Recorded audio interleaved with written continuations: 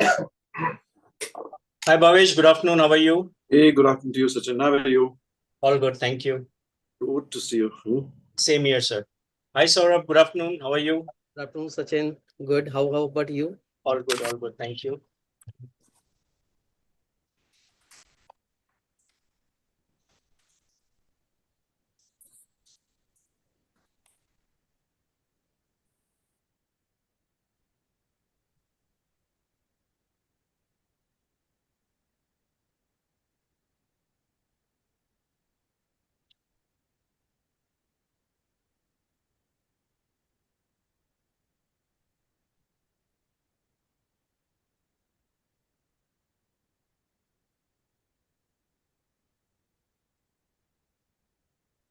Shall I keep my screen ready?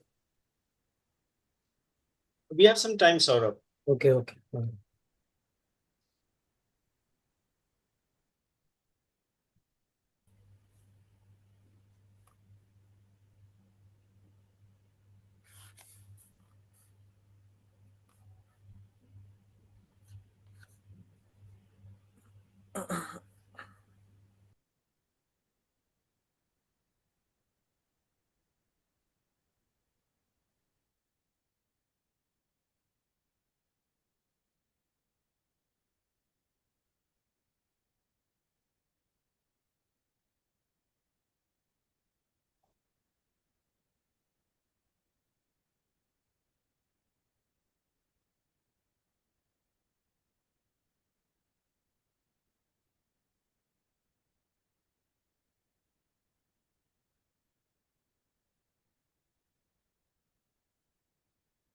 Good afternoon. We'll just be starting in a couple of minutes.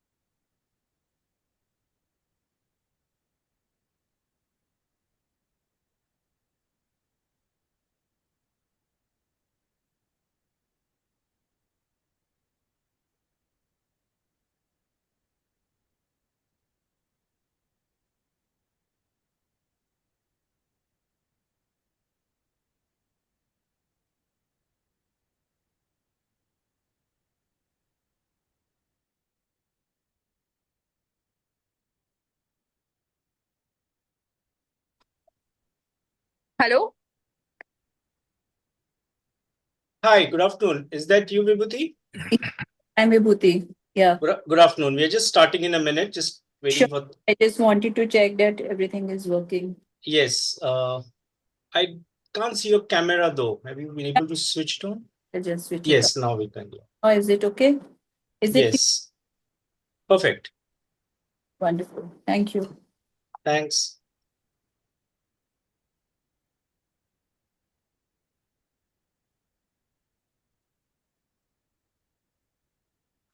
Okay, I think it's almost exact 3:30 p.m.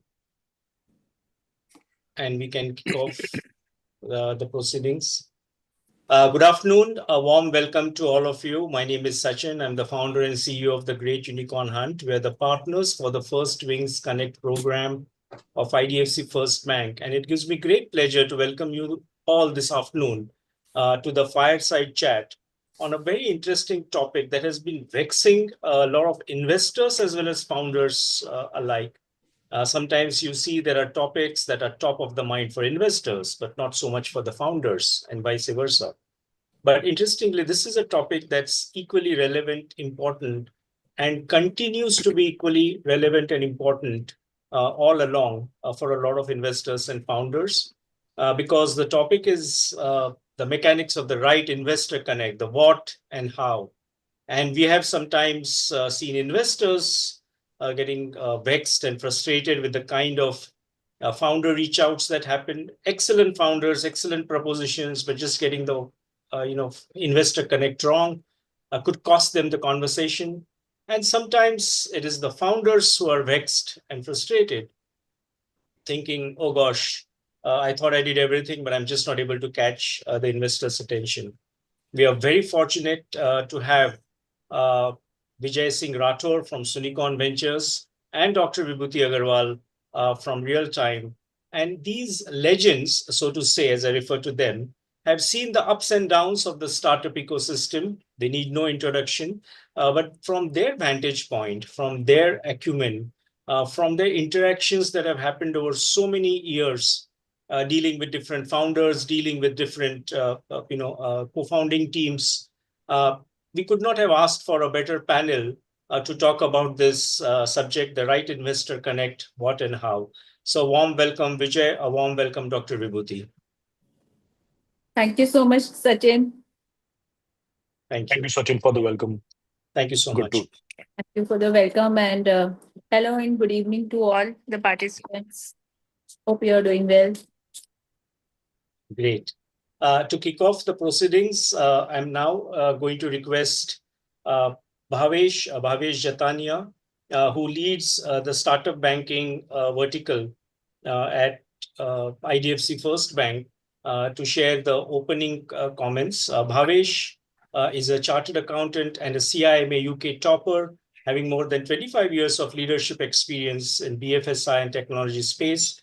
He has been associated with ICICI Bank, IBM, and Standard Chartered, spanning various roles across SME banking and retail banking. And the latest milestone, and I'm not sure whether I should steal Bhavish's thunder, but something he announced in the last fireside, where the startup banking vertical has crossed two very big milestones, that of 25,000 startup banking customers banked with them now. And the second is that they have $1 billion book size already. Heartiest congratulations, Bhavesh, to you and to your entire team for these amazing milestones. And over to you for the opening comments. Thank you, Sachin. Thank you so much. I hope you guys can hear me.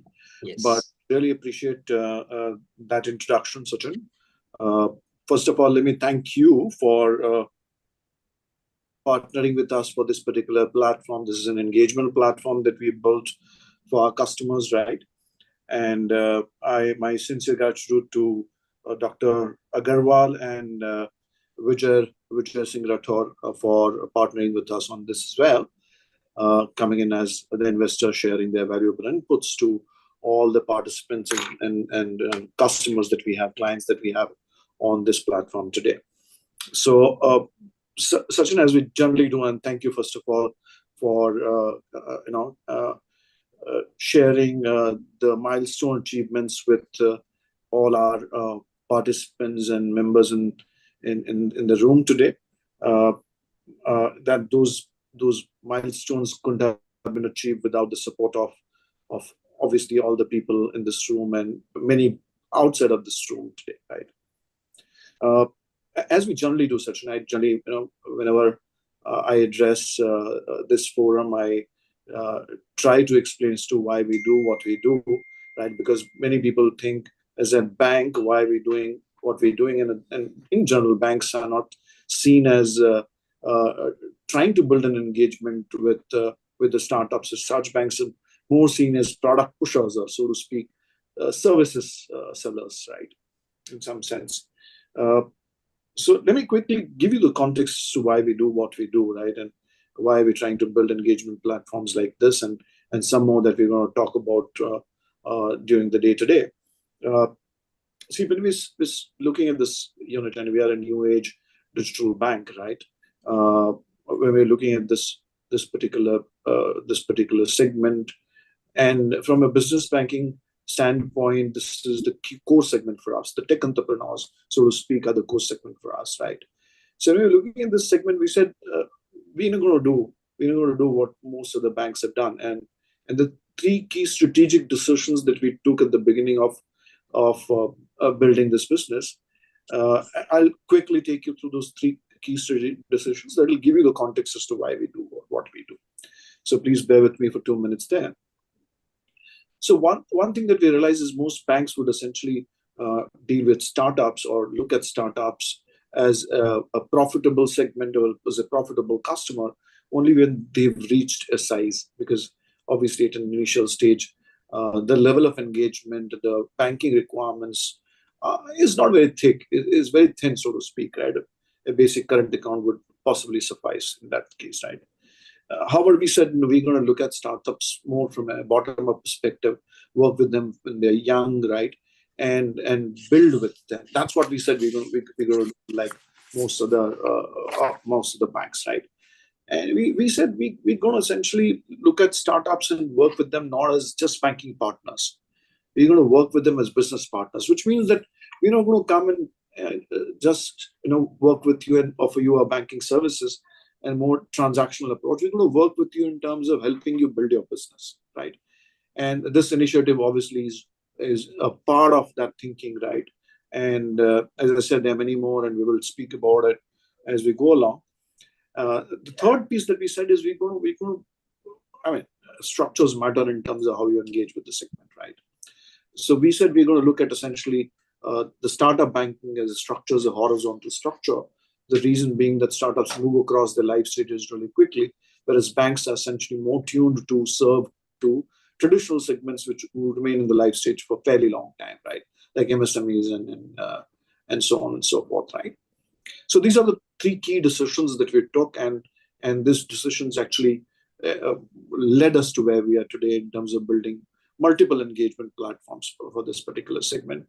We would continue to do what we're doing and try to build on what we've already done so far. I again thank you and thank everybody who's joined us today, right, to be a part of this, for taking time out in this difficult situation, right? And I also want to thank you for your support and giving us opportunity to serve you. Thank you, Sachin, again. Thanks, everybody. Thanks so much, Bhavesh. And what you have said has been echoed, as you know, by a lot of founders who were very pleasantly surprised that the bank is stepping into the shoes and introduced a very comprehensive 11-point touch point program to figure out where the shoe is pinching and provide a solution. And I can assure you the words of gratitude that we heard from each founder are going to resonate very strongly and going to be visible in your books in the days, weeks, and months to come, because you have actually, sort of front-loaded the value for so many of your startup banking customers, which is extremely commendable. Which brings us to this fairly interesting session and the fireside chat. And I'm going to jump into the proceedings, right away, so to say, and formally invite Dr. Vibhuti and Vijay, to the first question. And you're aware of the topic, but a question that most founders grapple with a lot. And to use the cliche, I'm going to come to you, Vibhuti, first.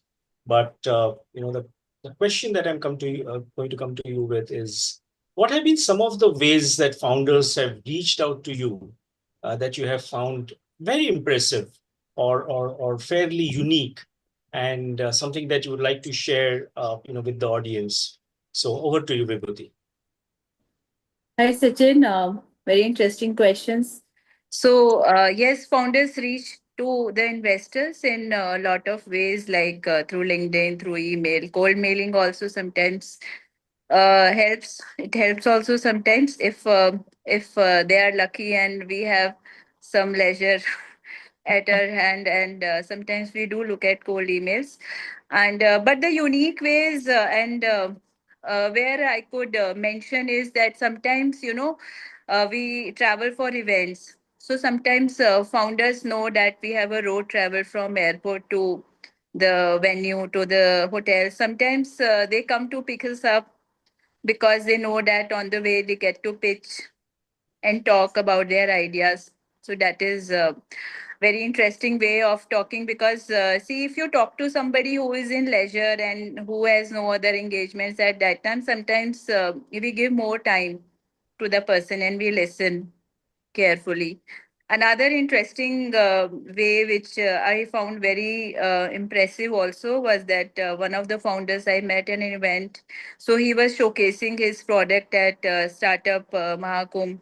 So it was very sweet of him to text me that, ma'am, we would be very happy if you would visit our stall. And this is the business visitor pass that I have generated specially for you.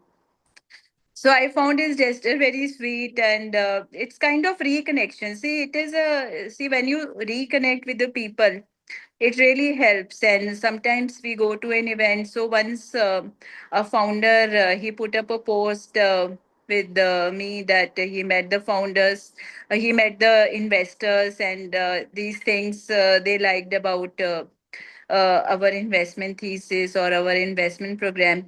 So whoever, if they're coming with some background research or something about us, if they have some already have some knowledge of my portfolio companies or my investments or my interest and background, so that I would find very unique and relatable, and definitely that deserves an extra few minutes to talk to. Sure, absolutely.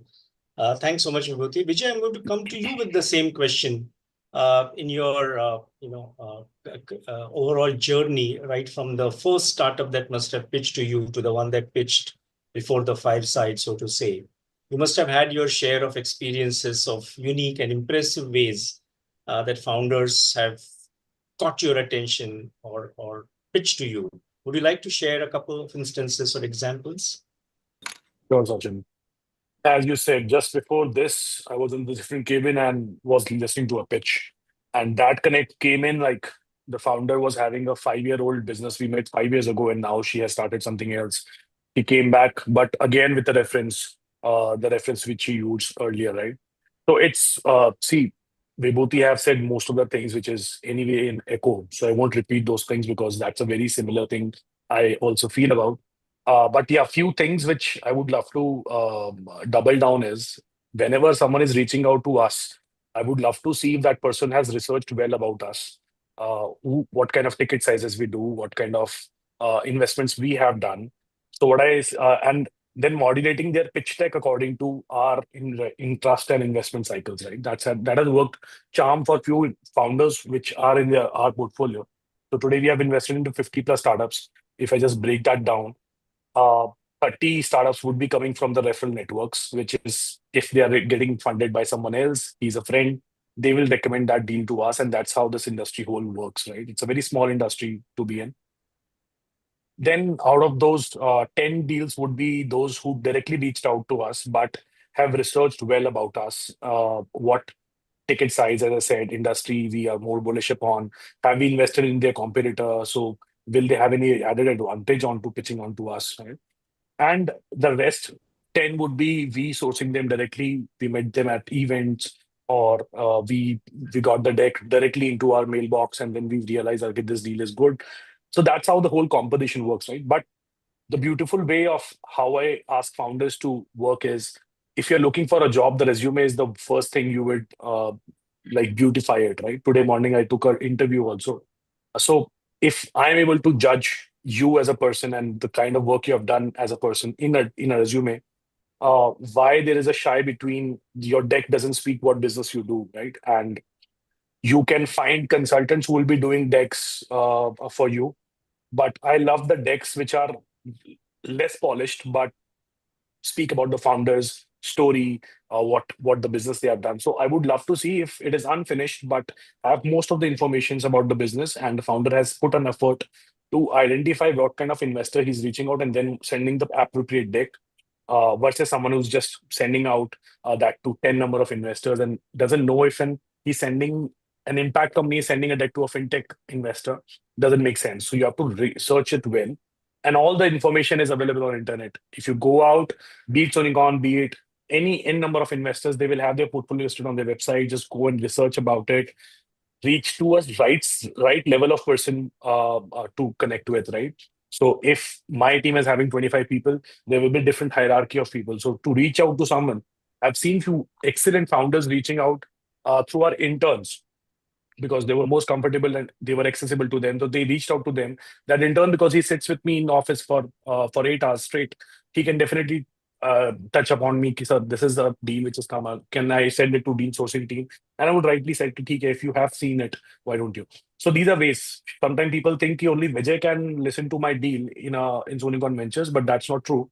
Most of the time my team listens to the deal, screens it reaches to me when it's a stage where all those 100 deals received in a month has dwelled down to 3 to 4 deals, right? So it's better to reach out to any number of people in the company. I'm not saying just start reaching out to accountant or anyone, but yeah, that can also be a way for you to pass on your message to the right set of people. Like I'll resume it. Yeah. Absolutely. Absolutely. No, awesome inputs, Vijay. Thanks so much. And I'm reminded of the situation when, in college, we used to have the Viva and we used to ask the students, we used to go before kya puch rahe examiners, and then sort of prepare ourselves. So you mentioned, of course, researching about your fund is important, knowing the thesis and absolutely customizing the narrative, the pitch deck helps. Anything else that comes to your mind that you think is a part of a good homework that founders should do before they approach VCs? See, the good homework is about there are functions in a business, right? One function is definitely selling. Second function is the tech side. Third function might be the employee management and the operations, right? So if you are a CEO, you should know at least 20% of rest of the functions, right? You should know definitely 50% about the whole business which you run. But if I'm an investor, I want to know about your tech. You should have a brief knowing about what technology was used by your CTO to build up this platform. What are the factors into it? And I would advise founders to always be present themselves. So we have seen certain good companies getting not funded in an event or maybe in a pitching session just because the founder couldn't find out time and he has sent out CTO to speak about the business because we don't expect the CTO to know about the business functions well or certain operations guy to know about the funding side of very well. So it's the CEO's responsibility, or if you are 2, 3 co-founders, whoever is going has to do a lot of homework about his own company, should know bit by bit what things are there. And one thing which I am a chartered accountant, so I guess Bhavesh is also a CA. So we have 2 CAs in the room, maybe more. So we love numbers. And when someone speaks numbers and facts to me, I'm listening to that person more versus someone who's a strong storyteller, but only things which I hear is story, then it's not going to crack a beat, and I will not be very inclined towards getting into the next call. So the point is, if you know about your EBITDA levels, when are you going to hit the positive? What are your last month's revenue? What was your burn? What is all these figures, which are basic figures, not a finance enthusiast has to know them. If you're a businessman and you know about these numbers, I'm more inclined towards you. What is your OAS if you're a D2C brand? All these things matter. So don't go unprepared in a pitch. Your preparation should be top notch. And as we both said, only 5, 6 minutes is being given to someone to speak along, right? And post that, if someone is at leisure, he will definitely have 1 hour with you, but he will cut his mind off after 7 minutes if you don't speak your business, right? And if you start talking to me about your own personal well-being after 7 minutes, I know that you're not passionate enough about your own company, right? So whatever minutes you have, it's 15 minutes meeting, 30 minutes, an hour is the delight. Just use each minute of it and speak about your business like you own it, and not that you are being borrowed to just speak about the business, right? That's my summation on those points. Awesome. Awesome points, Vijay. Thank you so much. Vibhuti, I'm going to come to you with the same question, in terms of the homework that goes in. Anything that comes to your mind of excellent examples of founders having done good homework before they met you or pitched to you? Anything that you would like to share? So nowadays, Sachin, there is a lot of use of AI and tech. So nowadays, founders, and I've seen that many companies also use AI to reach out to their potential clients and investors. So how they do it, that somehow they make themselves visible more in the social media account of the person that they are targeting. It could be in Insta, Facebook, or even LinkedIn. So if with the use of AI, somehow if the founders can make themselves more visible to their target group, that helps. It can help to it can help them noticeable in front of investors. So as I also said earlier, that repeat value adds a lot of context to the whole association. So the more we see the same person again, and so sometimes that impression remains, and there is a curiosity to know more about the person. Also, sometimes it helps that we engage with the person through social media, but through meaningful and something useful content. Sometimes we can make ourselves noticeable by putting some meaningful comment to somebody's post. That can also help. And as Vijay has already mentioned, that we love numbers, whether chartered accountants or not. All investors love to hear and see the numbers. And our favorite question is, what is the moat? We all want to know what makes you different from others, how I can't copy your product, how you can make sure that no startup can come up like you. So that is something that they should do a lot of research. So in and that also includes research into IP if possible, and implications of IP in their startups. And sometimes startups they are not very well aware of the IP, patents, trademarks, and all, and how they can leverage uh, uh, these IP rights in their favor, and to make themselves accessible to the investors, and to make them more investable by investors. Also, another thing founders should be absolutely ready is that their future vision, how they see themselves in 5 years, 10 years from now, and how they want to see their competition coming up. Another thing sometimes we like to know is, as we mentioned, numbers. So they should be, their numbers in the past 6 months should be on their tips. It really helps if they can show growth in past 6 months and year on year. So we expect that it's like seeing your baby growing. So when the child grows, we track every month how much height he is gaining, whether he is gaining enough weight or not. And so startup is also like a baby to founders, as we understand. They care about it the way a parent cares about a child. So the way we track our children, our babies, so if we see that passion in the founders, that they are tracking their startup month on month, what is happening every month, and why, if there are ups and downs, if there are sudden turns, then what is the reason, if they are able to explain jerks in the growth of the journey. So we find it very, very impressive. So these are some of the things that they can do some homework. And especially one more thing I would like to add is competition. So they should be more aware of the competitors they have in the market rather than their friends. So we have to be more aware now. There is a war situation also, and we know that we should know about our enemy more than our friends. So it is very useful to know what is happening in the market, and who could be your next biggest competitor, and who are your biggest big competitors, and who are the small competitors who have potential to become big competitors. So that is something that they should do some research about. Absolutely.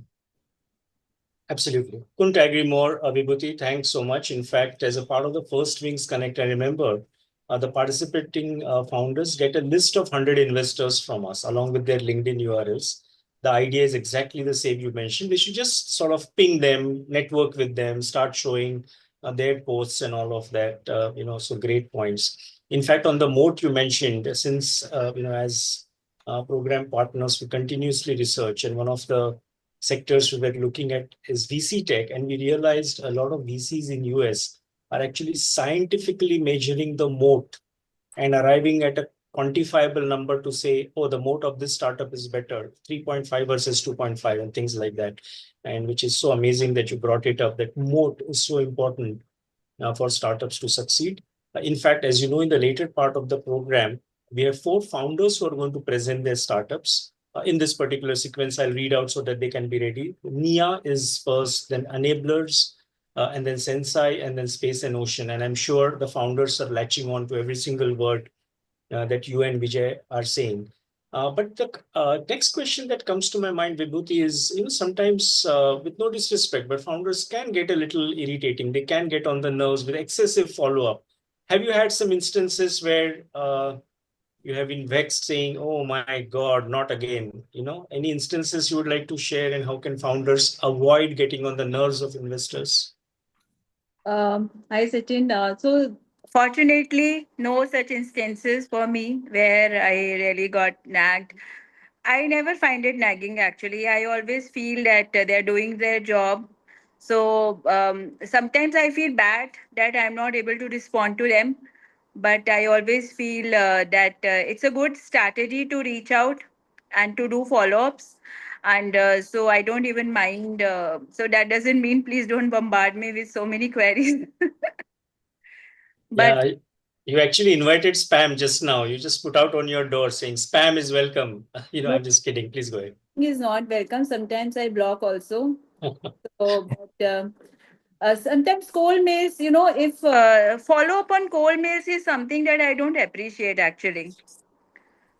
So if they are sending a cold mail and I'm not responding, and then they are doing 10 follow-ups or maybe even two or three follow-up, that is something that I don't respond.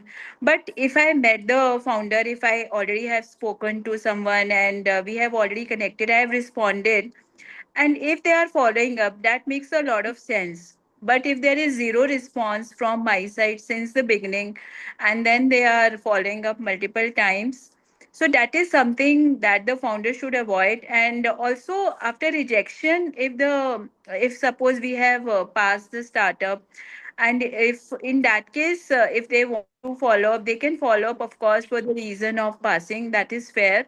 But even then, if they keep following up, that is something that I find annoying. But fortunately, I have not had many such instances. But yes, cold emails and multiple follow-ups on cold emails, on multiple follow-up on unanswered LinkedIn messages is something that I really don't appreciate. But if it is any cold mail or any LinkedIn messages, I read mostly all my LinkedIn messages, and if I find it relevant, I do respond. But if I'm not responding, that means that I'm not finding it relevant. So Yeah. that is my message to the founders. Agreed, agreed. You couldn't have put it better. Vijay, coming to you, any instances where you thought the founder follow-up need not have been so excessive, or in fact, it is doing a disservice to them? Anything that you'd like to share around this? See, I guess one thing is what Vibhuti said is quite right. कि cold email है उसके ऊपर 5 follow-ups आ चुके हैं, so I will just block that person and won't respond to that person. But the way of doing it is different. I found few founders doing it the right way, and then I go to what nags me more. Sometimes founder will send me that, oh, this is my company, but I have LinkedIn chats with few people who have continuously updated me in a quarter or a half yearly basis with the relevant updates of the company. It's not about any update, what happened, question mark. These are not follow-ups what they make, but they're updating me about their journey. So silently, I'm observing few companies which the founder doesn't know I'm observing it because he's sending me constant follow-ups and few of them on my WhatsApp chats and few on LinkedIn's. But I'm tracking them that okay, this company is growing. That person is sending me relevant updates and not asking me to respond back. So that is offensive if you're just asking me why not update, why there's no update and following up back to you. That's completely no. Okay, that is one side. That's one way of doing good things because we as investors would love to get updates even from our portfolios and even from the startup industry. So if someone is doing a good job, I'm happy to know about his story. Right, that's one side. Second side is I know a founder with whom we rejected, and that person was there after me for I guess 1.5 or 2 years straight. So every now and then I will get a call or a message, but not in a disrespecting way or maybe a nudging way. But maybe he will reach out to someone I know. I met someone, I posted on LinkedIn or something about a picture. He will reach to that person and then that person will tell me that person will call you. So there was constant 10, 15 touch points. And then I have to outrightly tell that person, guys, I'm not going to invest because we are conflicting with some of our portfolio. But that's a way of that's a hustler opinion. I would say that that person is hustling, knows who can invest in their company and then reaching out to them.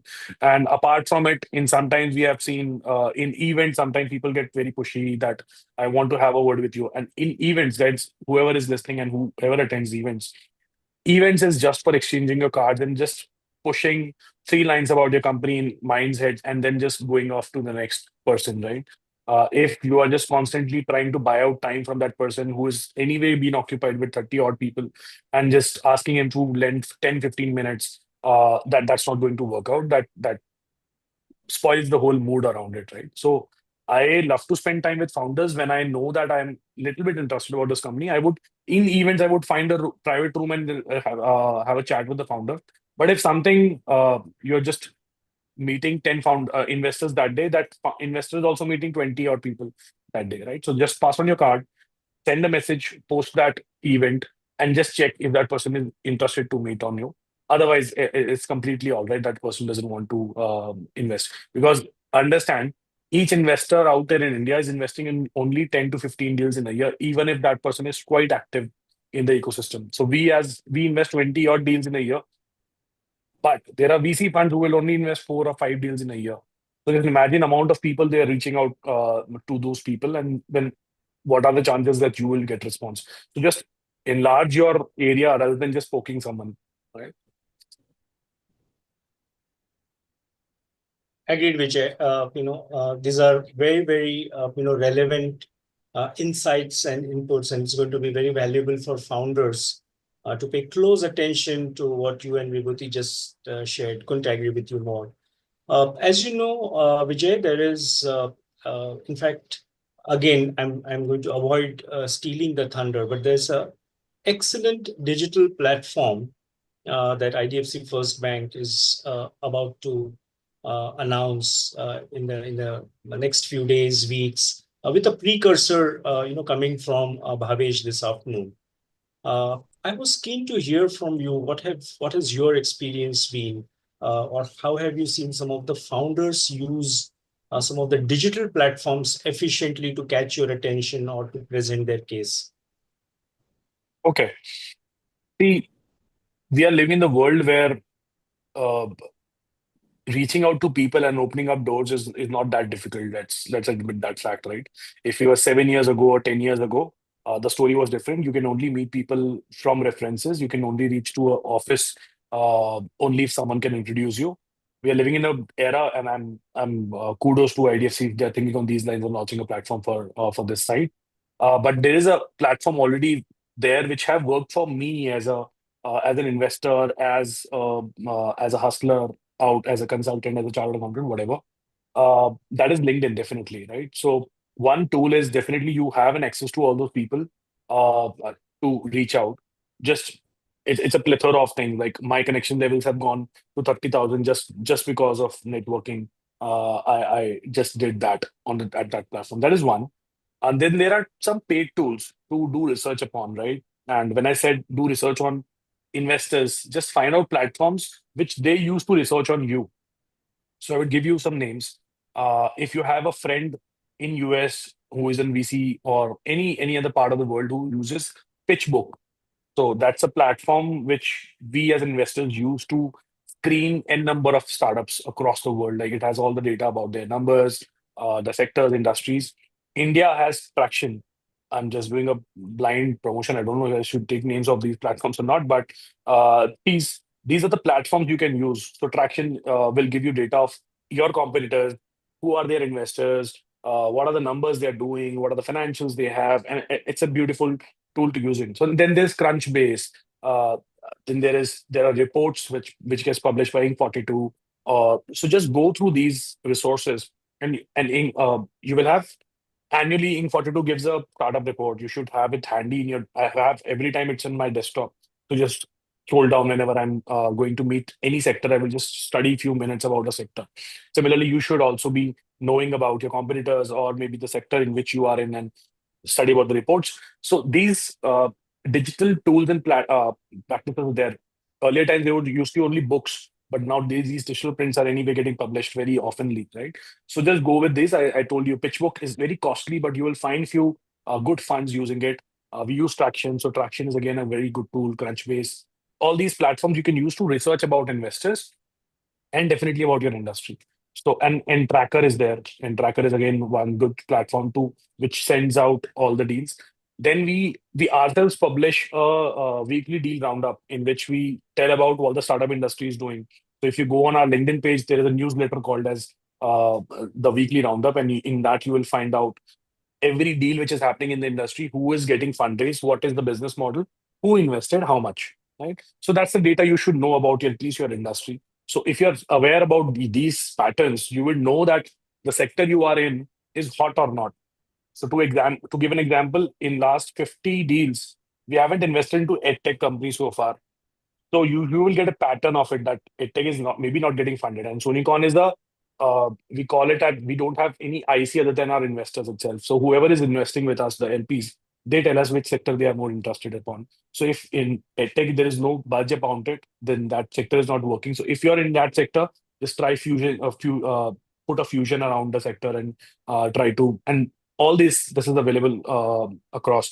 One more good parameter I can tell you, just find out funds which are coming into specific funds, right?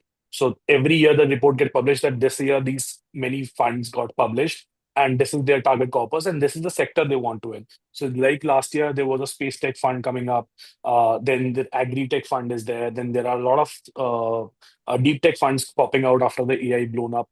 So all these hints you can get from all these reports, from which you can build up your thesis, and whenever you're meeting next investor, you can tell that this space is hot because these many funds are now with this much dry powder, and I'm into this sector. Maybe next year this is my going to be the journey. One sector is content. So if you are into the content side of it, that sector is going to blow up very easily. So all the digital media influencers, all this economy, digital economy is going to plummet. So that's the whole researching. I will go back to research. That's what you have to do apart from the business you do, just to understand if you're in the fundraising journey. Super awesome points, Vijay. Thank you so much. Extremely valuable. And I know, whenever these clips go on different platforms, when the bank sort of presents that across their different knowledge repositories, these are going to be immensely valuable, not to the attendees, not just to the attendees who are attending this afternoon, but even to people who will watch this later. Thank you so much. Vibhuti, coming to you and your experience with digital platforms. How have you seen some of the founders, some of the stakeholders make use of these digital platforms efficiently?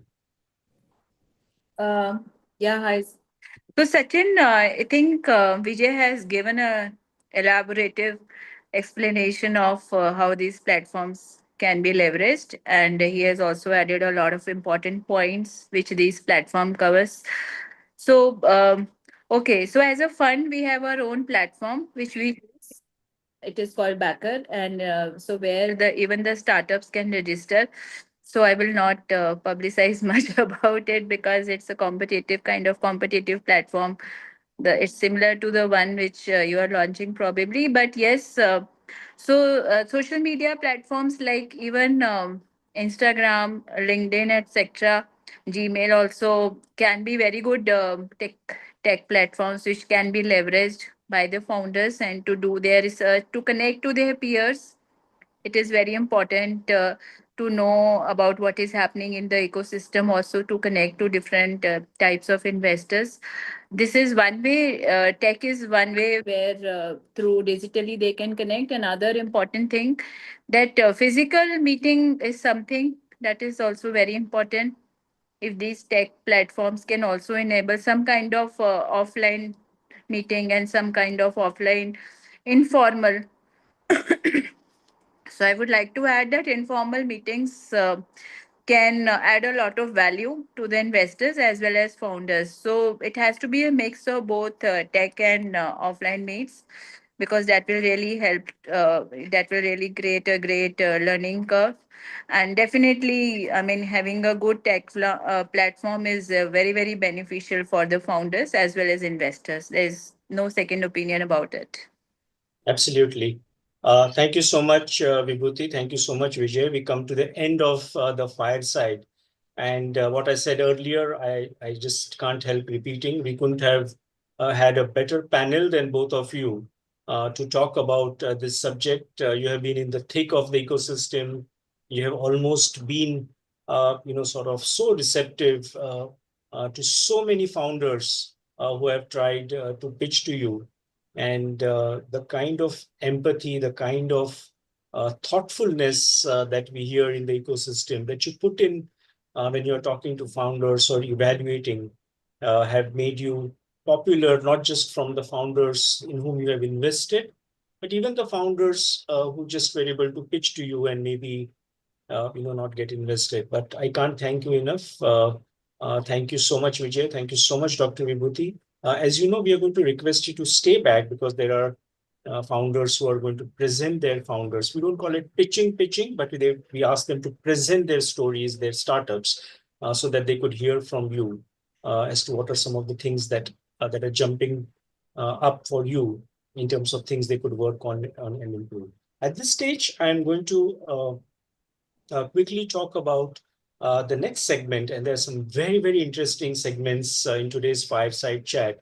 And as we progress, we are going to unfold each one of the segments. But the digital platform that IDFC First Bank has conceptualized and is planning to launch soon is likely to be almost like a trailblazer in terms of it being able to weave multiple functionalities. And I don't think, like you rightly said earlier, there are a lot of other platforms, and there may not even necessarily be the need to compete or outdo, somebody else.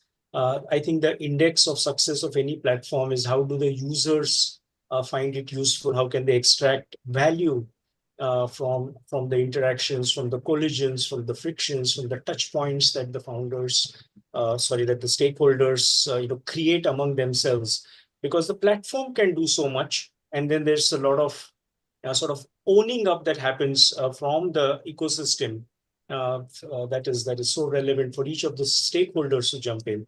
And at this stage, I'm going to request Bhavesh to step in and share a little bit more about the thought, about the platform, about the vision.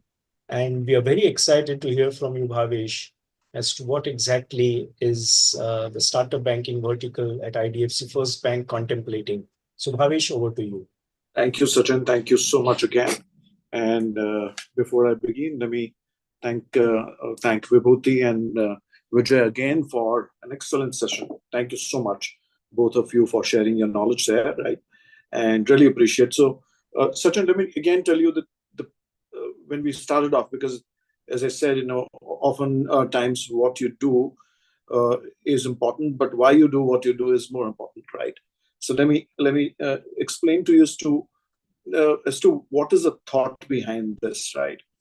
When we looked at the segment, and as I explained to you earlier, our focus was from a bottom-up perspective, as in we look at startups from a very young stage and see how we can kind of grow along with them, right? That being the case, we started looking and talking to startups, and through a structured exercise, we came to know the biggest need gap there is essentially knowledge and connect, right? I'm trying to summarize the needs there. Knowledge and connect being the need gap, we said, how do we now bridge this need gap, right? And there are many ways of bridging this need gap, and oftentimes we see this need gap being bridged through one-to-many engagements. And today, the First Wings Connect program like this is a form of one-to-many engagements. There's another program called Lead to Unicorn that we do, again, a form of one-to-many engagements, right? But one-to-many engagements, as Vijay was pointing out earlier, can only achieve so much, right? For deeper discussions, for deeper result-oriented discussions, you need one-to-one engagements, right? And we said we want to therefore build a platform which is essentially a knowledge and connect platform. And digital platform typically, we know in every sense, be it a transactional banking platform or a knowledge and connect platform, kind of democratizes, the entire space. we all know, living in a country like India, there exists a bit of information and excess asymmetry across regions, right?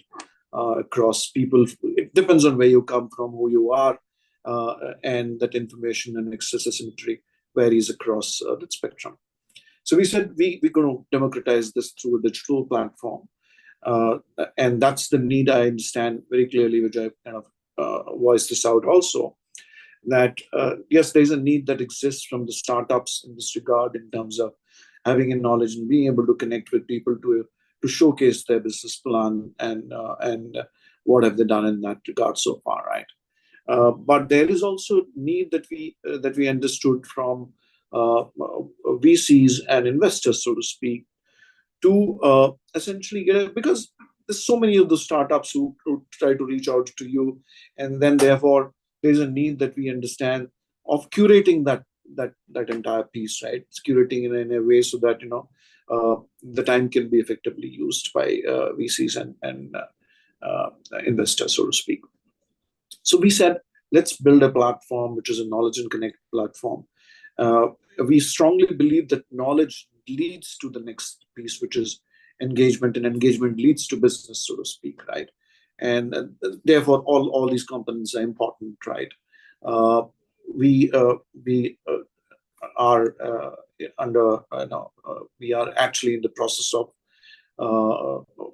announcing a platform soon, and that's what we wanted to kind of showcase to you as to what that platform would look like. I would want to again thank you, Sachin, and the entire Great Unicorn team, and then I have Sunil and the entire Sachi Connect team, which have worked with us on this particular platform. And I hope this platform is useful to you. But as I said, all that we do, essentially, we know that it's just a beginning, and your feedback would essentially make it better, right? Sachin, over to you. Thank you so much. I hope I've been able to explain the context here. Absolutely. Thanks so much, Bhavesh. And maybe because the startup banking vertical at IDFC First Bank has always been a pioneer, a torchbearer of so many awesome initiatives, I won't be surprised if the startup ecosystem is looking at this new initiative as well, with a lot of expectation and with a lot of fondness, because there will be always some extremely important, extremely awesome offerings that you will have for the startup ecosystem. So thank you so much, Bhavesh. At this juncture, it gives me great pleasure to welcome Dr. Sunil Shekhawat from Sanchi Connect, because as Bhavesh mentioned earlier, he has been an integral part of this entire journey. Dr. Sunil, the founder of Sanchi Connect, is a leading deep tech enablement, runs a leading deep tech enablement network and bridges the gap between startups, investors, and industry stakeholders. Many of you may have met Dr. Sunil in different capacities, since he's a seasoned ecosystem builder with deep expertise in program design and execution, and has led some of the awesome initiatives in the past, including the Velocity Accelerator, the flagship programs at Max Excel, Leap to Unicorn, and Green Spark. So Dr. Sunil, a warm welcome, and over to you if you'd like to share a few opening comments about the digital platform. Thank you so much, Sachin. Thank you, Bhavesh. Good to see some more familiar faces. We are all part of the same ecosystem, which gives us the opportunity to come barge into each other again and again. Thank you so much. We have been talking about this. We have been deliberating of what else. Before that, I think I really congratulate IDFC First Bank, First Wings Connect, the whole team led by Bhavesh, for being on top of it for a long time. We have been talking about it, and finally the day has come. We are going live, and we have always been talking about, okay, there are definitely two key stakeholders of the startup world: the startup himself, the founder himself, and the investor. And then there are a lot of other moving parts of this ecosystem, like mentors, corporates, business opportunities, people who are serving these startups. Can we really bring all of them together and stitch a story under the First Wing Connect program? That really brings us to this platform. I'll share my screen. the best part of this platform, I personally feel, is that when we look at what exists all around the world, I think tier one metro cities, we all have luxuries for multiple things. Uh, is my screen on it or something else? The presentation is visible. You would have to go to presentation mode. Okay, just a minute. Yeah. Okay. So for tier one and metro cities, the good thing is we have readily available ecosystem to around us. But if you look at, if we all have been following this trend for a long time, that the number of startups coming in from the tier two and tier three cities is abruptly going up. And today, 60% of the startups are coming from there. Unfortunately, the ecosystem growth has not happened that that fast paced the way it has happened in cities like Bangalore, Delhi, or Mumbai. So we thought, should we go ahead and be the flag bearer in that ecosystem and making the more and more opportunities, bringing more and more opportunities for those founders who, in general, don't get access to some of the finest resources, whether it is the investors, the mentors, the corporates, and all that. That really excited us between us and the First Wing team. This platform, the First Wing platform, the whole intent is, can we really stitch the ecosystem together, irrespective of whether the startup is located in Bangalore or Tirchi or Guwahati, right? So any ecosystem, if you look at, there are multiple stakeholders, and this platform intend to bring all those stakeholders together on a platform. Uh, in any kind of business, there are three steps to it. One, you should be able to found the discovery piece. The other is connect piece, and the third is engage piece. This platform will empower. This platform will promise its stakeholders, its participants, all the three pieces together, where you can easily discover people you're seeing on the screen. This is the dashboard which all of us will have as the platform goes live. So whether it is an investor or a startup or whoever it is, you're able to discover people of their interest, whether it is a startup, investor, mentor, and by the way, there are more personas that we are going to add in coming days. The moment you are able to discover people, as you know, this is a screenshot, so I will not be able to click on the startup, but as soon as you get the access to it, because this is going to be an invite-only platform in the beginning. So as you click on the startups, you will get access to the larger startup ecosystem, irrespective of whether he or she is in which part of the world. You can look at the profile, send a connection request on the platform itself. You can get a call on the platform itself, by the way, most interestingly. Not just between the startup to startup, but you can find out mentors based on your industry, your sector, your interest areas. You discover the mentors here, connect with them, get on a call, and if needed, if you are able to build that rapport with the mentor, of course, the next thing is you would like to stay connected with the mentor. You would like to, and generally what happens is we see that people, when they are connecting, when they meet again and again, there are certain milestones which gets defined between them. Okay, so this platform will enable the whole story of this will kind of cover the whole life cycle of a startup, from the time you are in an idea stage to forming a product through the help of the mentors, getting connected to the investors who are going to be part of this platform. We are launching the pilot, we are launching the beta with limited set, but in next 1 quarter we plan to scale it up to a very different level. Once the investor phase comes in, the other piece becomes very important. The customer piece. This platform will bring in more and more corporate enterprises, MSMEs, SMEs, who are willing to participate, who are willing to work with startups. So it becomes that one-stop place for all the stakeholders. Now, I just narrated the story from the startup side, but this also applies to somebody who's a SME, who's willing to work with a startup which is building some, let's say, a ball bearing, which is needed for this SME's purpose.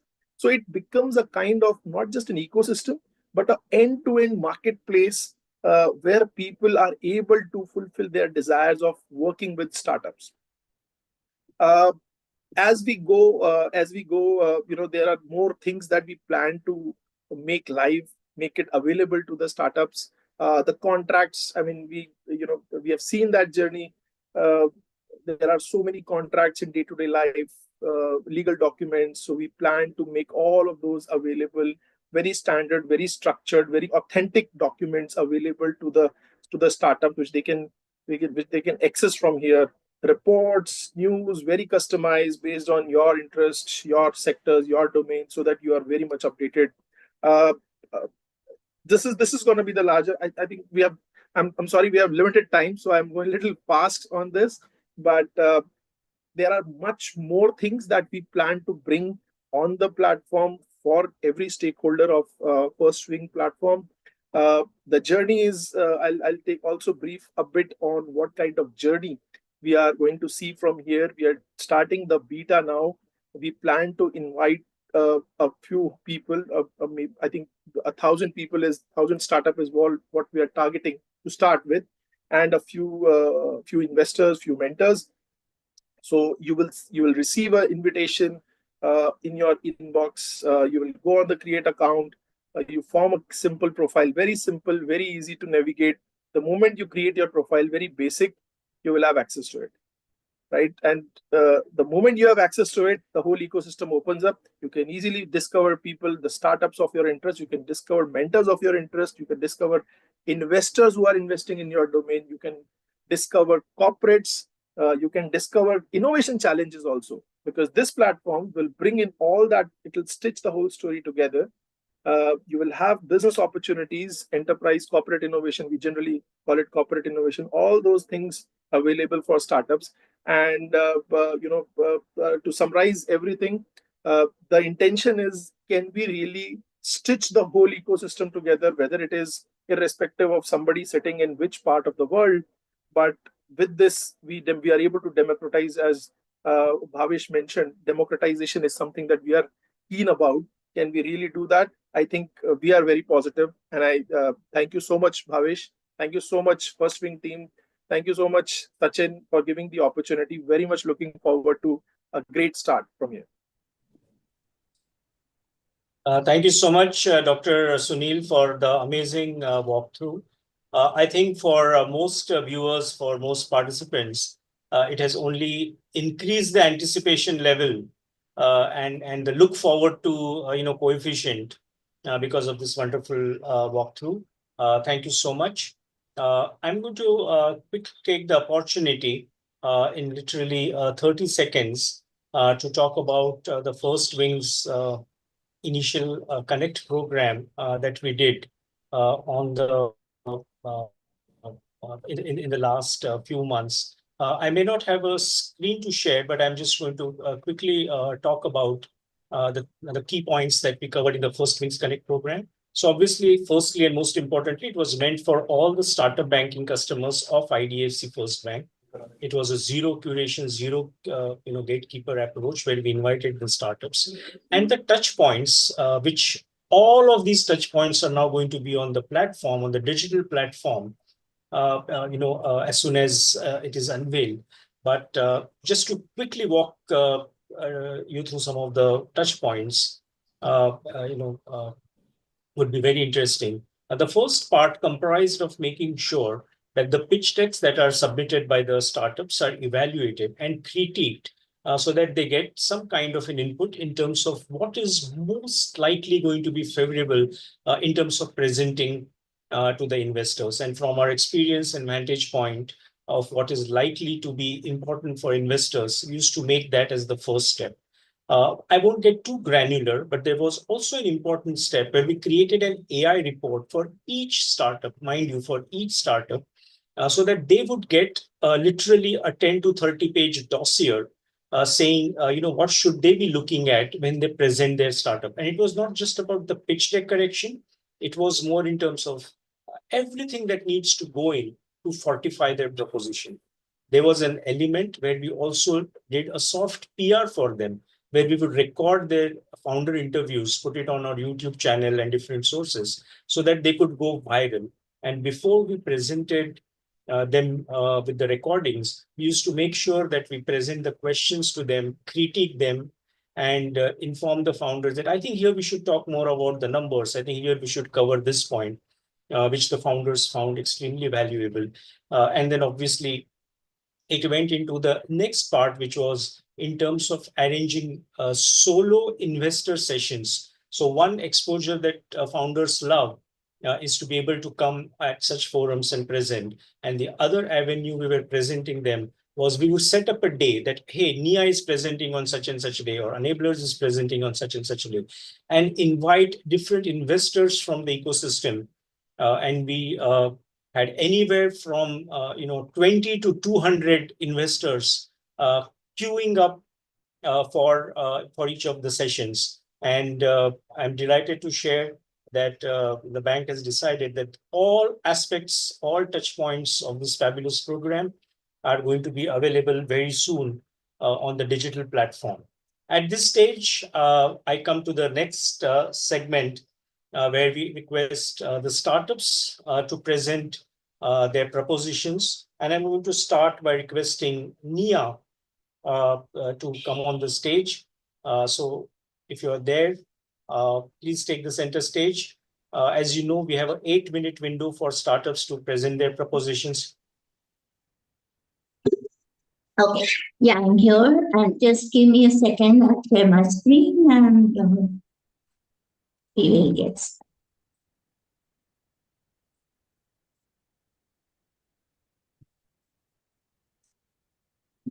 Okay, hope you can see my screen, right? Yes, Jayshree, please go ahead.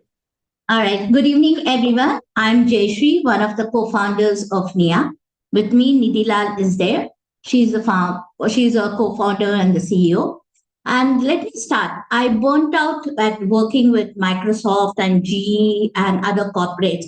Chronic stress led to chronic illness, which was IBS. Nidhi faced crushing anxiety after a first startup failed. We both coped in isolation through yoga, medication, and emotional training. When we met in an emotional intelligence cohort, we realized that that kind of pain could have been prevented if we had built emotional fitness earlier. That's why we came together and started NIA, a tech-driven platform that blends AI and expert care, supporting people from preventive tools to personalized health. Our mission to transform how India thinks about mental health from reactive to resilient. And if you look around, like I'm in your circle, someone you know is quietly struggling with either burnout, anxiety, depression, or emotional fatigue. 1 in 7 Indians need mental health support, yet over 70% do not seek help. It's not just cost or access, it's a stigma. It's the belief that you need to break before you deserve support. We are not facing a crisis, we are facing silence. It's time we change that. And many people treat mental health just like a one-time fix. I will deal with it when it breaks. Tell me, but would you wait for a heart attack to happen to start caring for your body? Mental health is no different. It's not a crisis response, it's a daily practice. At NIA, we are shifting from reactive care to emotional fitness, and it's a continuum because staying well is easier than fixing what's already broken. So imagine NIA is a virtual gym, but instead of lifting weights, you're building emotional strength. At NIA, we help you train your emotional muscles through science-backed daily practices, personalized CBT programs, and one-on-one support from licensed experts. Think of it as the fitness of your feelings, whether you're an individual navigating daily stress or a startup leader building resilient teams. NIA offers a holistic tech-enabled solution. And in a world where burnout is rising and uncertainty is constant, emotional well-being isn't just a personal issue anymore. It is a performance multiplier. The mental health market is growing fast, but NIA isn't just following the trend. It is leading a shift from reactive care to proactive, culturally attuned emotional fitness. This is no longer optional, it is becoming foundational. And Nia AI is not just another chatbot. It's your collaborative emotional ally. Built on emotional LLMs, it speaks in vernacular languages and offers CBT-based exercises right from your first interaction. It screens, it supports, and then hands off to real human experts when needed. That means faster help, lower cost, and more empathy at scale. And Nia AI agents go beyond generic chat. They are focused, emotionally intelligent wellness partners. We are building 4 specialized agents for burnout recovery, emotional leadership focus and productivity, and fear of failure, addressing critical emotional and professional challenges for today's workforce. Each one uses sentiment aware coaching to deliver real time support from stress relief to mindset shifts. And when needed, they will escalate to the human expert, ensuring care stays personal, scalable, and effective. The blend of AI precision with human empathy. That's our differentiator and the future of emotional well being at work. So, in this is our business roadmap. In 2023, we built and validated with pilots, awareness, events, and an MVP. 2024 was putting structure in place, onboarding experts, building channels, launching our emotional fitness gym. 2025 is our growth year, AI agents, B2C partnerships, partnership with physical gyms, international counselors coming onboarding, and then going beyond tier 1, tier 2 cities. And by 2026, we scale through physical wellness studios, geriatric care, and hardware like tech integrations. But from product to platform to ecosystem, we are laying the emotional infrastructure which India truly needs. And these are some of the testimonials from our paid pilots. And India's mental health awareness is surging. Online searches rose about 41% in just the first 10 months of 2024. With a TAM of over 1 billion adults and 159 million already willing to use digital support, the opportunity is massive. The B2B market is expected to hit 3.9 billion by FY29, and NIA is perfectly positioned to lead this digital shift in an accessible, scalable, and emotional way. NIA operates on a flexible B2B2C model that opens up multiple revenue streams, annual subscriptions, one-on-one sessions, emotional fitness programs, and group circles. Our B2B pricing is lean, scalable, starting 49 to 109 rupees per user per month. For individuals, we offer sessions at 1,500 in India and $54 internationally, with group programs starting at 1,000 rupees. This pricing model allows us to serve both enterprises and individuals locally and globally, while keeping the emotional care accessible and also have a high impact.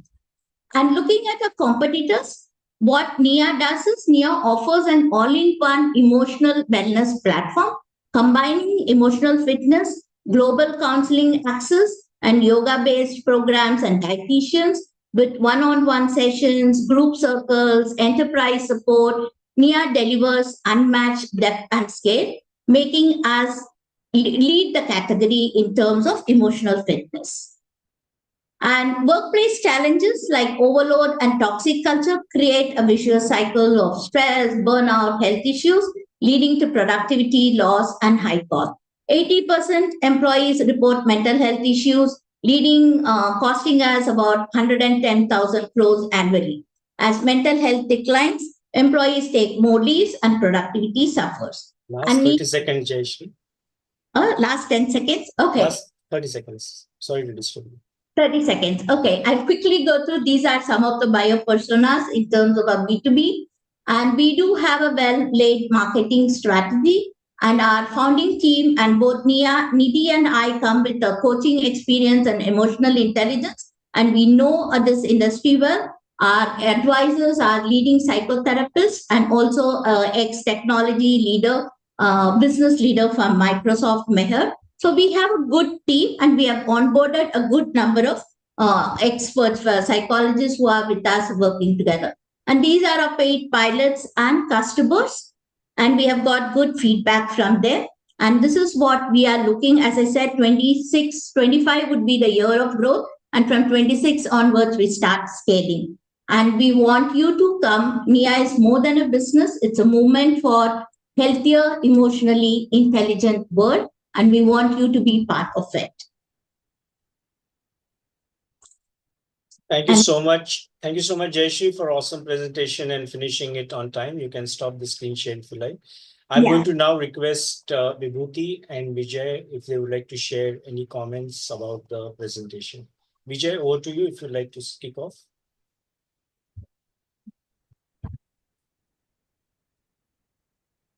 Okay, I think he's on mute. Vibhuti, would you like to go next? Yes. So great presentation, Jayashree. The Thank work that you plan to do in the mental health space. We all know there is a mental health epidemic coming up, Mhm. not only in India, but all over the world. And use of tech in mental health is really promising. So since you are in a very, very early stage currently, so we can only wish you good luck Thank you. and all the best. We hope to see you growing and big one day so that we can be a part of your journey. Thanks, Vibhuti. Thank you. Yeah. Thank you, Jayashree. Thank you so much, Jayashree, uh, uh, for the awesome presentation. And one thought that crossed my mind is, apart from you, of course, approaching VCs, at some point of time for fundraise, you may also want to look at them as potential clients, because a lot of VCs are realizing the importance of such functionalities, such tools for their portfolio companies, because obviously the mental health, the strength, is going to be an important ingredient in the journey of wealth creation. So you may want to keep that in mind. Of course, you have to remember what Vijay and Vibhuti shared earlier about not getting on their nerves, but making sure that you approach them in the right way. The last thing you want is for them to need your product and service because you got on their nerves, right? So on that note, Nia, once again, Jayashree, thank you so much for the awesome presentation.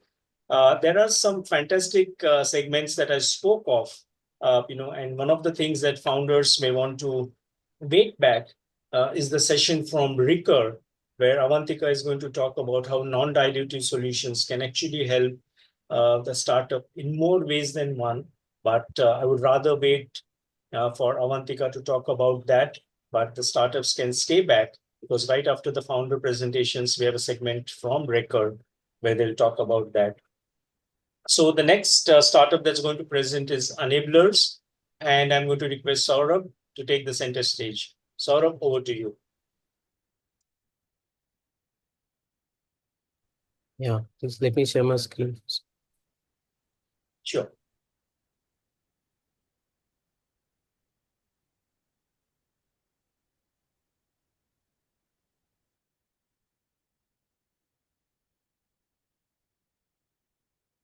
Is my screen visible to all? Yes, please go ahead. All right. Thank you, everyone, for the opportunity.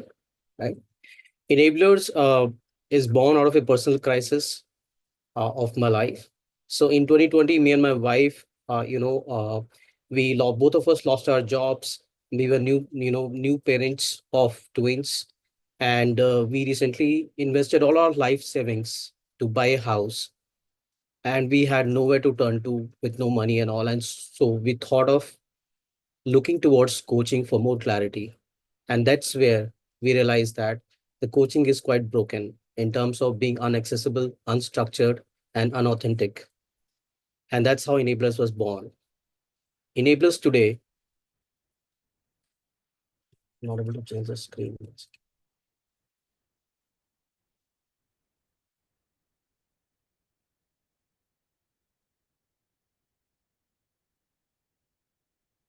I'm so sorry, 1 second. We can actually see the screen, Saurabh. Please go ahead. Yeah, 1 second. So coaching today is broken, and it has 4 critical barriers that exist worldwide. Accessibility is the first. So today we have, corporate coaching is growing, and currently the market is around 6.5 billion. However, it has a quite limited access, to top senior executives, 90% of the people in the companies today do not have access to coaching. Right? Authenticity. We live in a world today where, as per ICF, more than 50% people globally are not certified, but they can claim and they can say that I'm a coach and I can do coaching.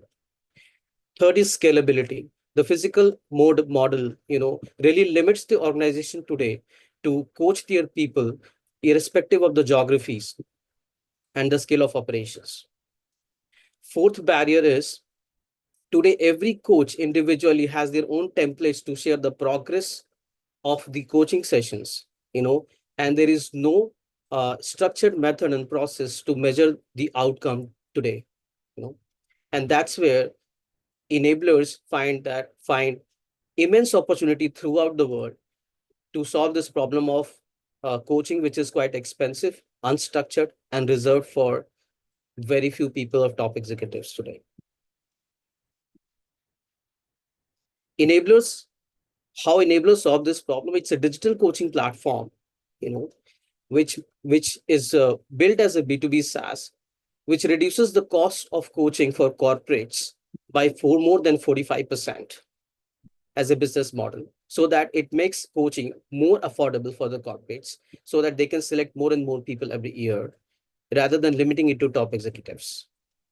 Enablers has an AI-powered matchmaking algorithm, which matches the employee role, the level of the employee with the level of the right coach to save a lot of time. Today, corporate takes 2 to 4 months time to onboard a coach, vet them, select them, and onboard them, and we solve that problem in 6 seconds through our AI-powered matchmaking algorithm. Our algorithm also doesn't differentiate between the pricing and the level of coach, which is a normal traditional model in the market today. To make coaching accessible to all, we are building our own AI agentic coach so that every employee feels that coaching is right, not a privilege. Why now? So we are living in a world where corporate coaching is quite in demand because of personalized learning, and the Gen Zs, which is the workforce is already being diluted by Gen Zs almost 30-40%.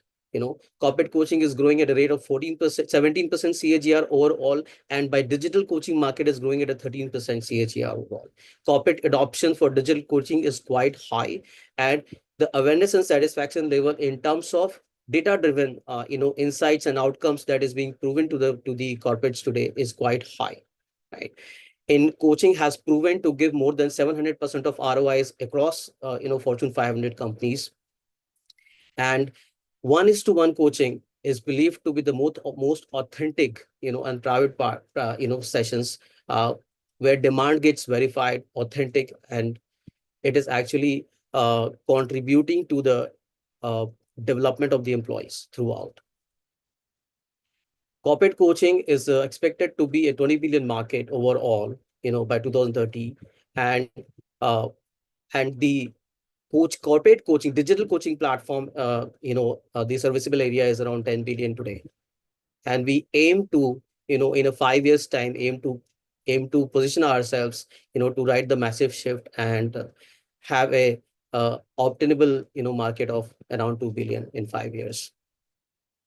These are the product previews that we have. How coach profiles. So we have a very, very rigorous selection for coaches. We have built our own evaluation metrics, to select the coaches. And once they qualify, they get a fellowship badge from us. Our selection rate is almost 15%, which is highly, highly rigorous in nature.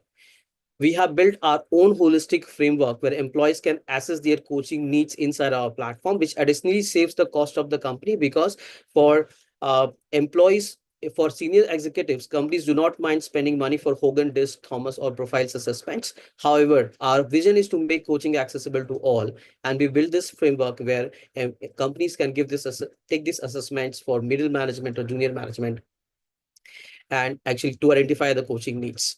Thrive coaching model actually is structured around a short outcome for the companies for throughout the coaching process on the platform.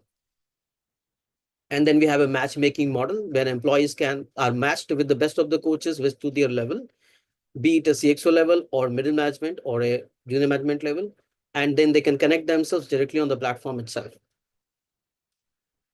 So these are revenue streams. So we have a B2B SaaS-based annual license subscription model, right? And we also have, coach membership fees of $100 annually. And we also said have some upsells in terms of assessments, which we are looking at, partnering with the external assessments today, like Hogan and DIS. However, we are also seeing that Thrive is being considered and asked, for a separate assessment module altogether. We also deal with leadership interventions related, which coachings can be done right now. So as of now, the traction today, we started in December 2022. We released first prototype in September 23. Test out. We have been in touch with the customers by building the whole platform. We have personally met more than 70 target audiences, CHROs, head of talent management, and took feedback personally. The first prototype completely failed. Second prototype we released in December 23 to 24, and which was a matchmaking. So first prototype was a listing platform, and second prototype was a matchmaking model where we got registration but not up to the mark. Then we again took feedback and understood with BFSI and few leaders who helped us to understand the deep depth and the exact problems that they're facing and why coaching is not accessible. We got good insights. We also looked at global market in terms of Europe and US, of what is going to be the future of coaching. And then in December 24, we released the B2B SaaS for enablers coaching platform. Last 30 seconds. Okay, we have met those people we've been in touch with earlier, all the target audience, and 10% of them we have already sent proposals, and we are expecting a pilots to be done. And we are also discussing a collaboration with Cornerstone International, who wants to outsource their executive coaching line of business to enablers as of now. Our competitors, what we see as is a better off based out of San Francisco, and who has already raised around $300 million in Series E. Coach Hub, who is now today a almost $1.2 billion valuation company. Ezra is both running into a traditional model, but it's a part of Adeco Group, and a huge competition is what I believe to be right today. These are our GTM strategies. We want to do first capitalize from India, and the next year we want to see that we want to go to MENA and Southeast Asia regions where market is quite. Saurabh, I think we are running out of time. If you just want to wrap up, please. All right. So these are our key operational financial projections that we have. We want to grow minimum 2x and as a revenue for 3 years.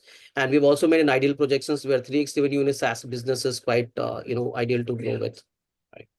So this is our mission. We want to make coaching accessible, authentic, scalable, and outcome driven. And the vision is to make coaching a right, not a privilege. Thank you so much, Saurabh. This was an awesome presentation. You can stop the screen sharing if you like. Vibhuti, any comments, input, suggestions for enablers for Saurabh? Yeah, hi, Saurabh. So idea is good, but we have to see the traction first. We have to see how many coaches would be ready to pay $100 to be onboarded on the platform, and how many customers we can acquire. So the journey has just started. Yes, ma'am. Has to go a long way. Wish you good luck, Saurabh. Thank you, ma'am. Thank you. Just to share with you, so we have around 150 plus applications, and out of we have right now onboarded 22 coaches who have been received fellowship from us and ready to pay. So what we have done that initially, of course, nobody would pay us. So we said that as soon as the first assignment comes to you, we will be deducting those $100 from you. So we have already 24 coaches live on our platform right now, 65 plus to be vetted, and more applications coming from across right now. Yes, we are working hard on the traction from the clients. Good luck. Awesome. Awesome. Super awesome, Saurabh. Thank you so much for this fantastic presentation and for sharing the update in terms of the traction that you have managed to generate in such a concrete way. Congratulations and best wishes. I now invite Sensai, the next startup to present. Are you there, Abhishek? Hello. Yes, sir. Yes. So Abhishek, over to you. And as they famously say, your time starts now. Yeah, sure. Yes. Sharing my screen.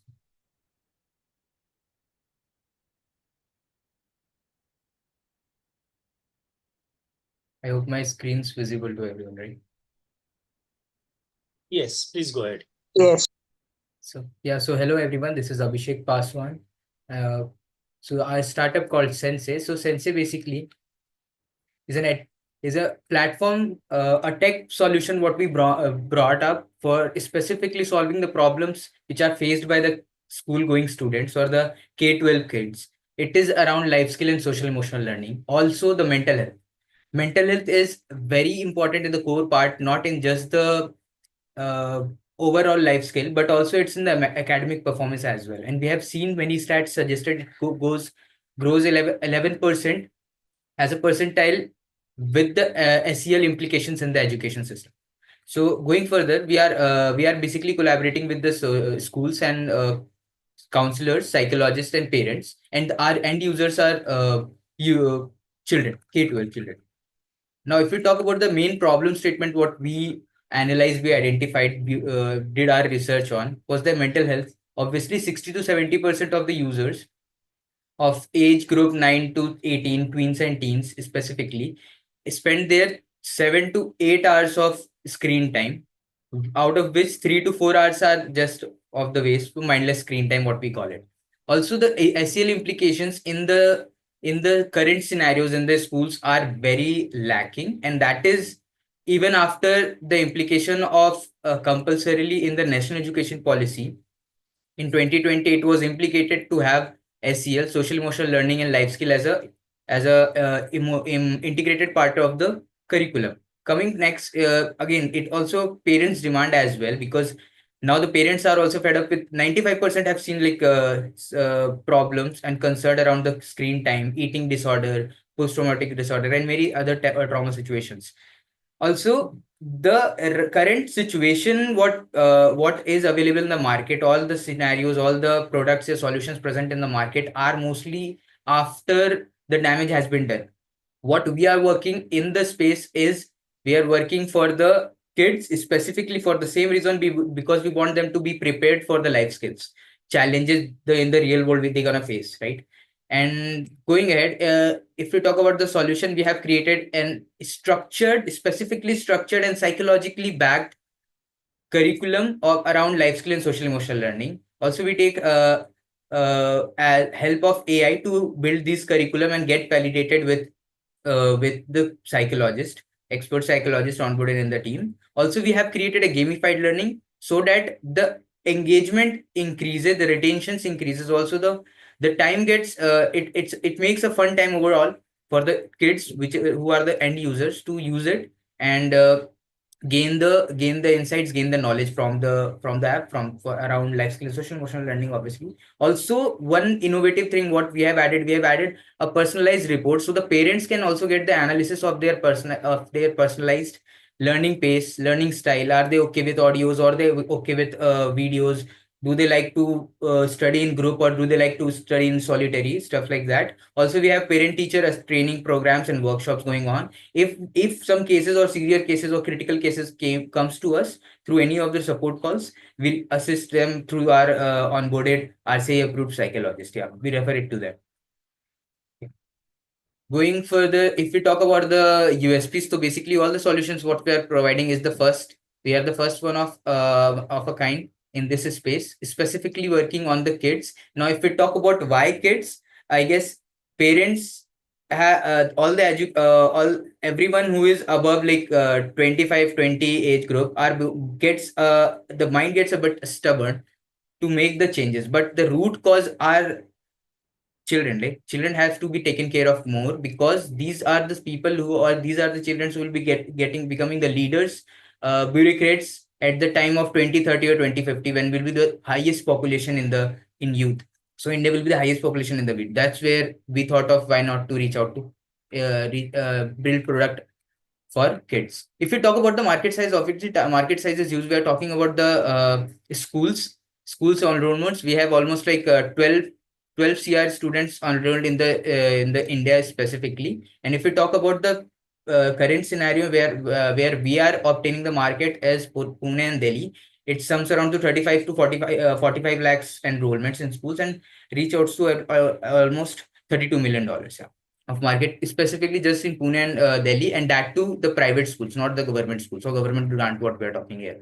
Also, if we talk about the customer segment, so basically we have two types of customer segment. One I talked just now about B2B schools, and the next one is the parents. Parents, specifically the tech savvy parents who both working parents, so they get very less time to spend with their child, and the app or the solution provides them not just monitoring, also gives them a time for them to perform the activities, DIY activities in the home space on the weekends. Also, we push some notifications just to be a bit mindful and make to it more productive for the from the parents' POV as well.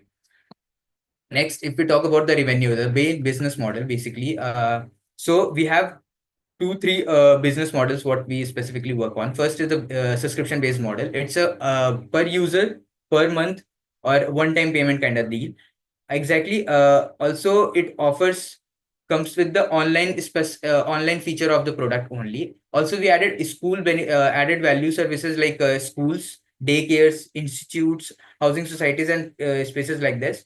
But the major share comes from the schools. What we are planning to, what we have in connects with, and the second share can be the subscription model from the parent or the end user. So B2B, B2C kind of same thing. And schools are getting we are taking care of like enrolling from all the schools, specifically not just from the tier 1 cities but also the tier 2 and tier 3 cities by CSR fund budget for the budget schools. Yeah, that's we have in mind as well. Also, if we talk about the competitive analysis, so we are the only one working in this space with this pricing model or the competitive priciness and the efficacy as well.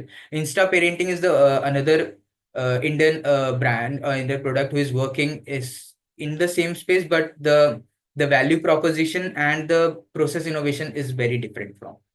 Obviously, we just not just give the solutions, we also give the activities to perform with specifically also monitor their personalized habits and their learning style and paces as well, which also gives an added advantages. And we are very much data driven. That's our mode completely. And also the best mode thing what we are aligned is to the NEP, the National Education Policy. Specifically, any schools onboarded us, they are completely aligned, compliance with the NEP, updated with the life skill and social emotional learning part in their platform, because we specifically work on this part. Yeah.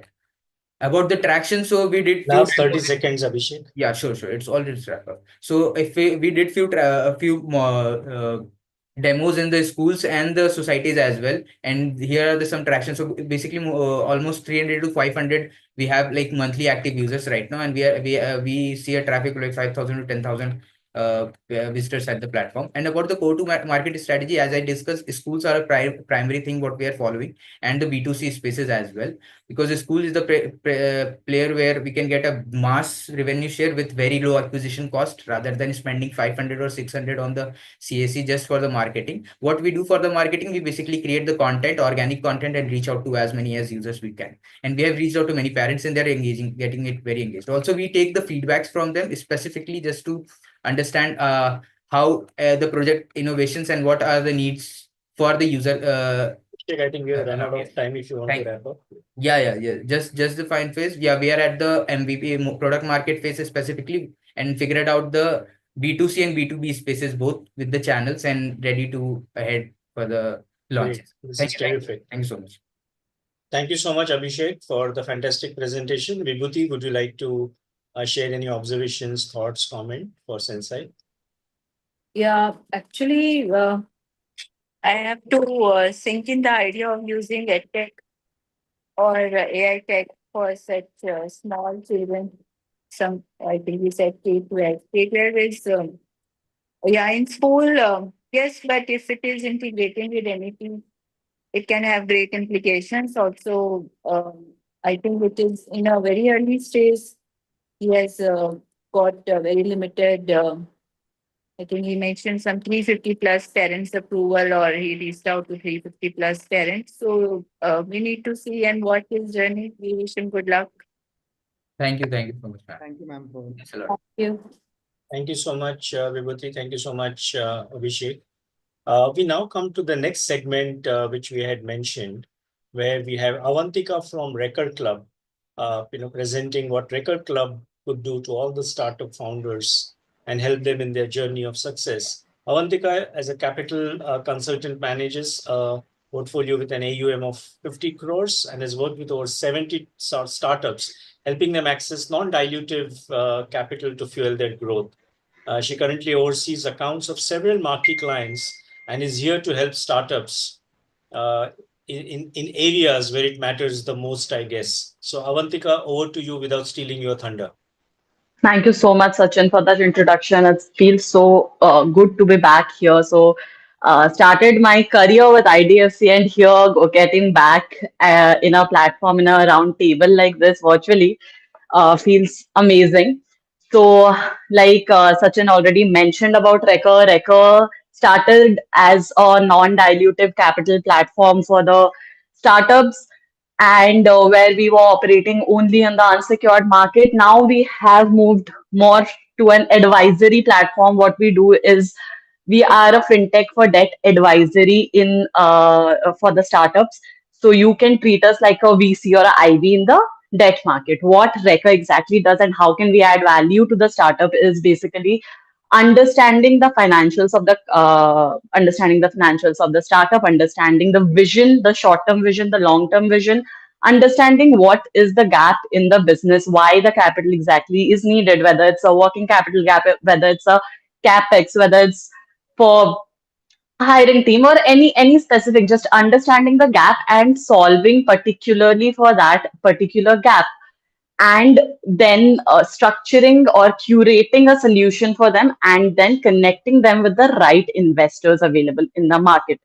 On the investor sides, we have around 200 to 300 capital partners with us, all institutional capital partners like NBFCs, banks like IDFC, who are supporting us throughout our growth journey. Since now we have moved into the secured market, we have VD companies partnering with us, we have asset leasing companies partnering with us, so that we can solve for the exact gap in the business here. So, how non-dilutive capital helps businesses is that since we have moved to the advisory side, we always advise a startup to have a optimized mix of capital stack of right amount of equity and right amount of debt.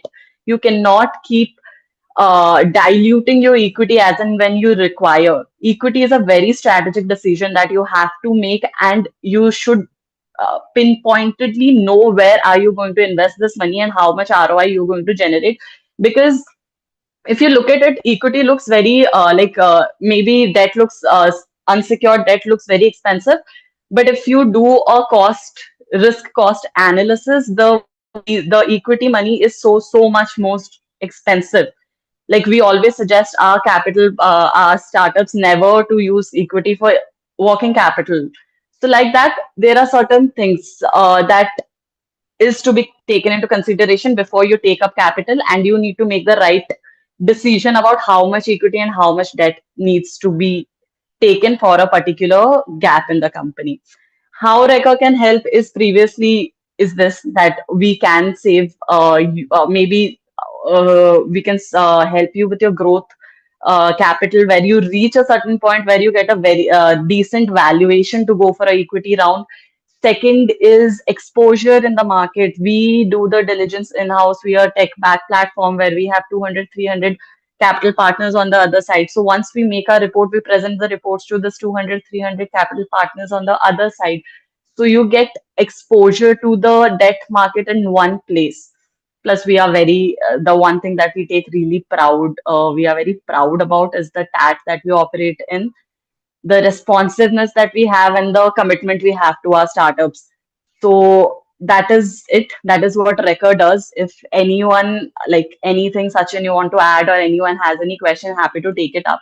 But would love to have these startups in our portfolio, would to have talk more about their business, understand more about their businesses, and how can we add on to their growth. And definitely looking forward to partner with some of the companies and move forward and add on to their growth for sure. Right. Thank you so much, Sachin, for this. Yeah. Most welcome. Avantika, if you'd like to share your coordinates in the chat box, if anybody wants to Yes, separately I'll do connect it. with you, that would be a great idea. Again, a Yes. request to all the founders as well, Saurabh, Abhishek, Jayashri, if you would like to share your coordinates, and if there's anybody who would like to get in touch with the founders, most welcome. I think Avantika made one of the most important points that sometimes founders tend to forget that equity is extremely precious and it has to be used accordingly. And when there are mechanisms that can support you, tide you over certain circumstances through non-dilutive means, you should certainly grab that opportunity with both hands. Avantika, thank you so much for an awesome session and for being here this afternoon. Sincerely appreciated. Thank you so much for having us, Sachin. Pleasure. Yeah. So on that note, we come to the end of the session. As usual, it has been a fantastic session. And I always say that it is the panelists, their knowledge, their wisdom, their experience that adds so much value to the founders, to the attendees. And I know that each one of you is going to look at the new platform, the new digital platform that's going to be launched under the auspices of the First Wings Connect program of IDFC First Bank as a great, melting pot, as a great forum, as a great exchange place for different ideas to collide and collaborate. And I would like to thank each one of you for being here this afternoon. In the reverse order, Avantika, thank you so much. Dr. Sunil Shekhawat, thank you so much for being here. Bhavesh, thank you so much for the awesome introduction. And Dr. Vibhuti Agarwal, I know Vijay had to drop off, but Dr. Vibhuti Agarwal, thank you so much for taking the time out of your busy schedule. I know, these sessions are extremely valuable to founders, and you have been always more than generous with your time, with your thoughts, with your suggestions, with your inputs for the startup ecosystem. I have seen you on so many forums, generously participating in the discussions and in the insights. So thank you once again, Dr. Vibhuti, on behalf of all of us. So we can conclude the session on behalf of everyone at the Great Unicorn Hunt. This is Sachin signing off, along with thank you from my colleagues Muskan, Priska and Tisha, and Aditi and Ishita. So thank you once again. We'll be concluding the session. Best of luck, best wishes. Thank you, Sachin. Thank you. Thank you. Thank you, everyone. Thank you so much. Thank you, everyone. Thank you, everyone. Yeah. Good. Bye-bye. Thank you. Thank you.